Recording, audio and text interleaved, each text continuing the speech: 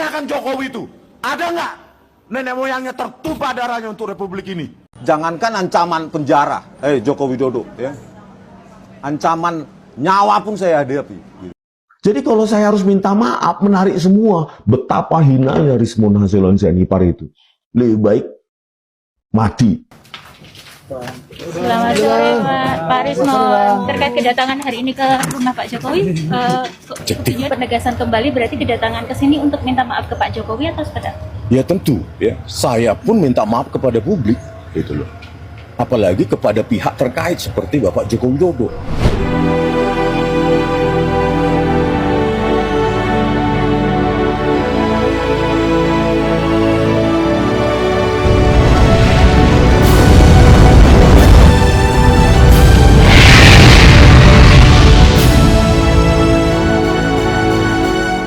Halo sahabat Indonesia, kita bertemu kembali dalam Opini Rudi di Anak Bangsa Channel.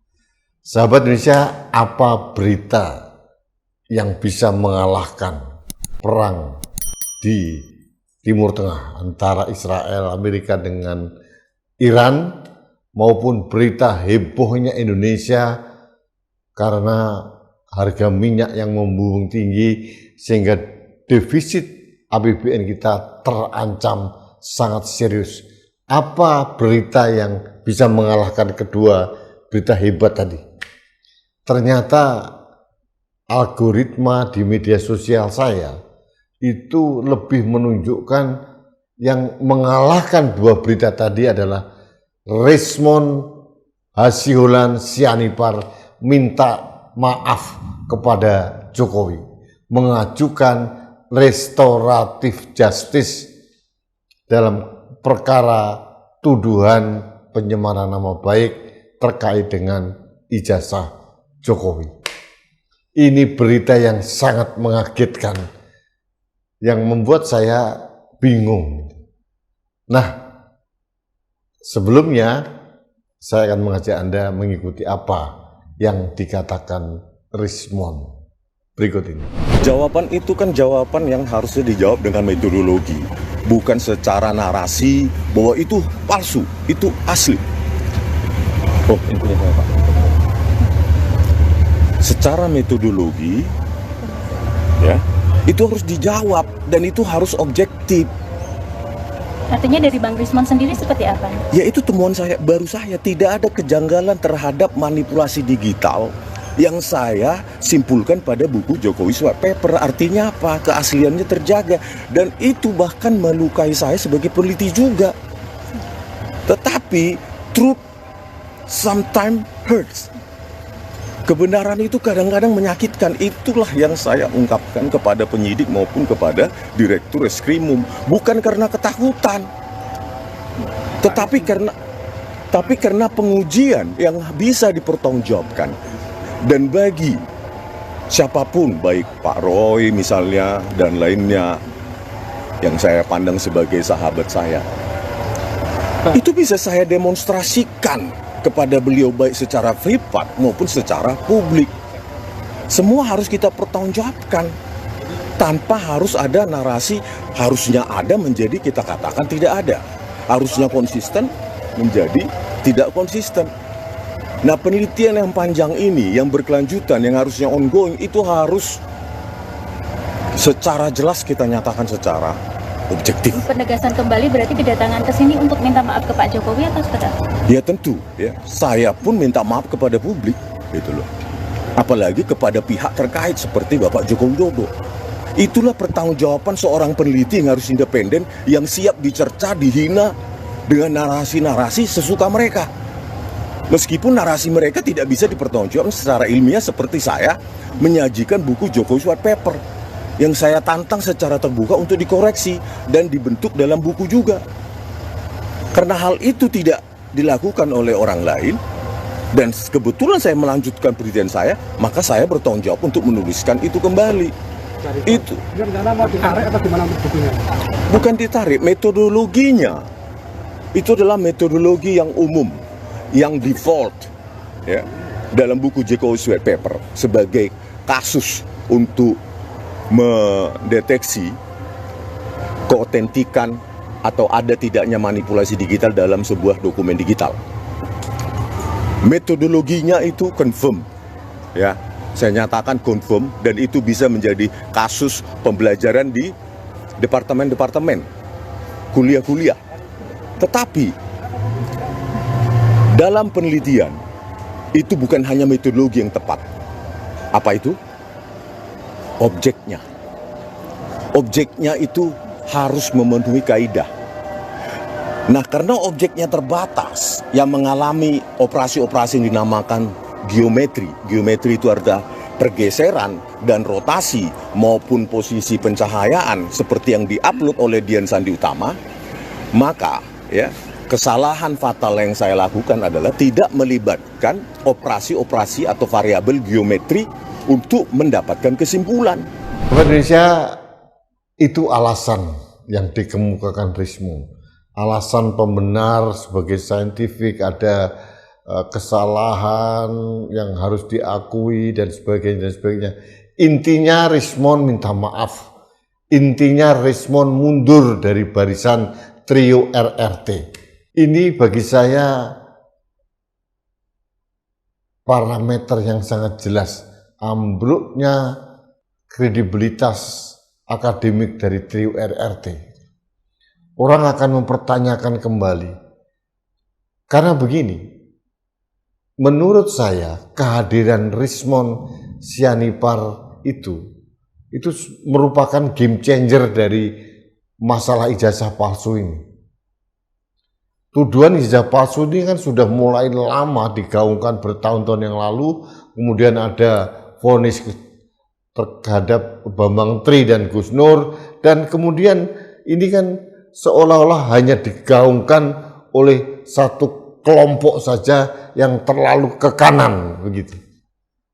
Kemudian tiba-tiba Rismond Hasyiulan Sianipar datang. Bukan bagian dari kelompok kanan ini, seorang akademisi pernah terlibat dalam penelitian kasus kopi sianida. Batak juga mempunyai gelar doktor katanya, lulusan dari UGM katanya, dan mempunyai narasi yang sangat kuat. Sehingga menurut saya kehadiran Rismond yang bergabung dalam menuduh ijazah Pak Jokowi ini dianggap tidak asli, ini merupakan game changer yang membuat kekuatan dari Roy Suryo dan Dr. Tifa waktu itu semakin besar, dan dukungan publik semakin besar juga karena adanya Rismond. Sehingga yang dulunya dianggap hanya kelompok kanan yang mempermasalahkan ijazah Jokowi, sekarang menjadi kelompok tengah dan membesar menjadi kelompok kanan, kiri maupun tengah. Jadi kesemuanya. Rismond adalah game changer. Kita tidak bisa, bukan berarti saya meremehkan Dr. Tifa, Mas Roy Suryo, tidak. Mereka juga seorang akademisi yang hebat, tapi kehadiran Rismond memang semacam game changer yang membuat permainan ini tambah menarik. Dan Rismond luar biasa, masuk ke Pak Kasmujo, ke tempat KKN Pak Jokowi, menyelidiki sana, lapor sini, lapor sana. Wah, luar biasa. Jadi saya pernah ketemu, pernah ngobrol sesaat, ya nggak terlalu dalam, pada saat peluncuran buku dari Dr. Tifa, kalau nggak salah tanggal 26 Februari yang lalu, di satu tempat di Jakarta. Ya, sempat satu panggung, saya diberikan waktu untuk berbicara sebentar. Sementara di sana ada Roy Suryo, ada Mbak Rahma Sarita, ada Dr. Tifa, ada Rocky Gerung, ada Rismond Hasyiulan Sianipar juga. Tidak menduga saya, tidak menduga. Nah, pertanyaannya ada apa?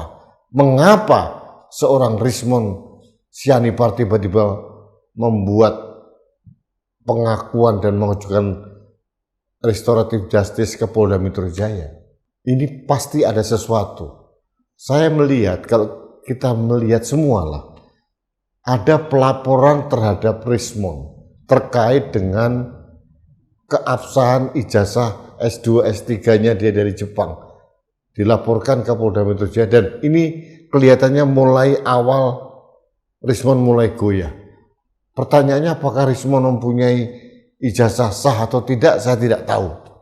Yang jelas pertanyaan-pertanyaan dan temuan-temuan dari kelompok pendukung Jokowi ini sangat masif dan bisa menghantam Rismond, dan kemungkinan ini yang membuat dia tertekan dan akhirnya mundur.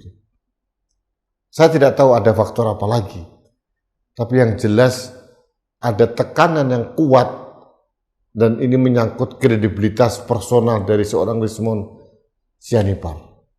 Mundurnya Rismond atau pengajuan RJ Restoratif Justice oleh Rismond ke Polda Metro Jaya, menurut saya, menurut kita semua mungkin bobotnya jauh lebih tinggi dibandingkan RJ dari Egy Sujana dan Damai Hari Lubis.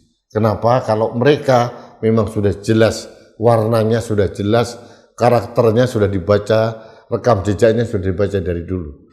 Nah, si game changer Rismond ini berbeda.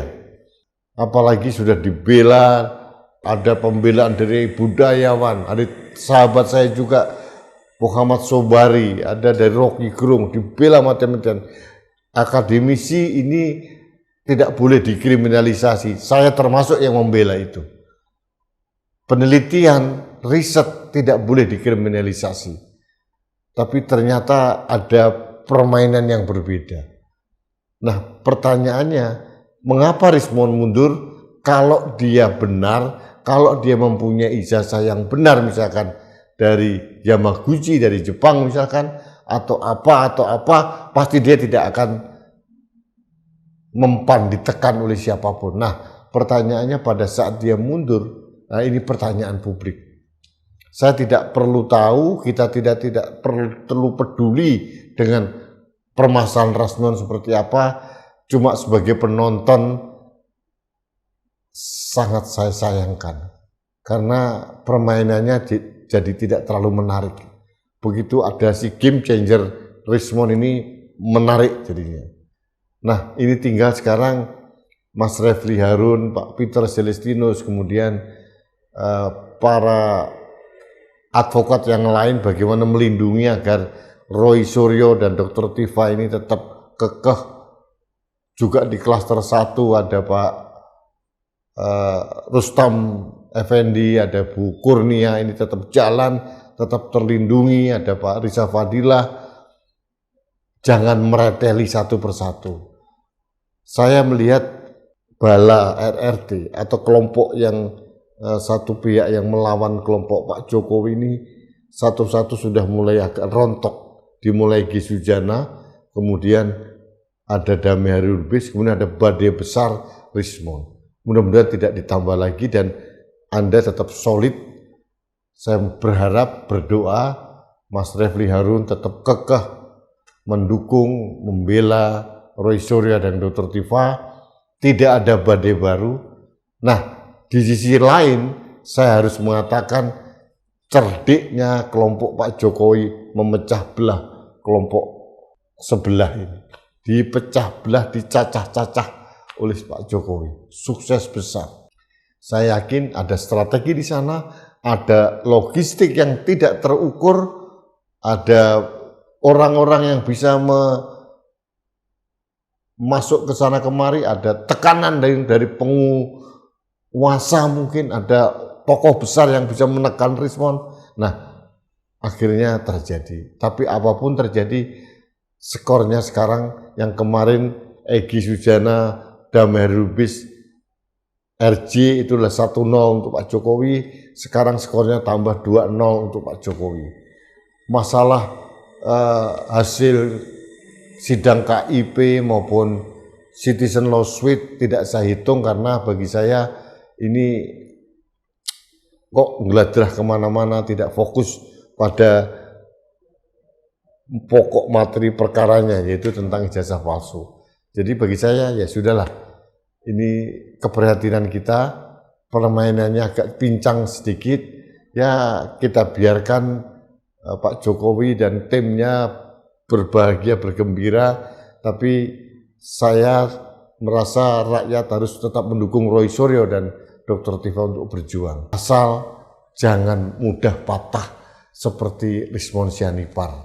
Rasanya kalau kita sudah mendukung Dr. Tifa, kemudian Mas Roy Suryo, Pak Risa Fadila, Pak Rahmat Effendi, kemudian Bu Kurnia, lalu tiba-tiba yang didukung melempem di depan, terus kemudian mundur, minta RJ, minta maaf, seperti yang dilakukan oleh Rismon Sianipar, ya penonton kecewa lah gitu.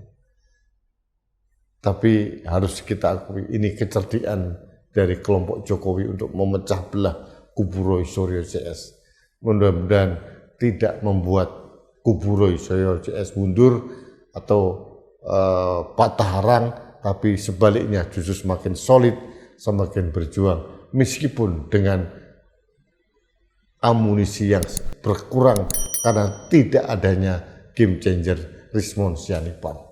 Terima kasih sahabat Indonesia, kita bertemu kembali dalam Opini Rudi selanjutnya. Sampai jumpa.